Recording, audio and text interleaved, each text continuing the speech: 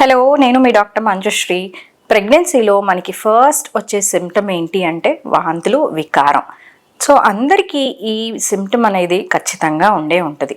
ఇది ఎందుకు వస్తుంది అంటే ప్రెగ్నెన్సీలో hormonal changes like beta HCG and progesterone hormones వలన వస్తుంది. ఈ సిమ్టమ్ 10 మంది ప్రెగ్నెంట్ ఉమెన్స్లో ఒక ఇద్దరికి ఉండకపోవచ్చు. సో వాళ్ళకి డౌట్ ఏంటి, ప్రెగ్నెన్సీ బాగానే పెరుగుతూ ఉందా, బేబీ ఎలా ఉందో అనేసి కంగారు పడుతూ ఉంటారు.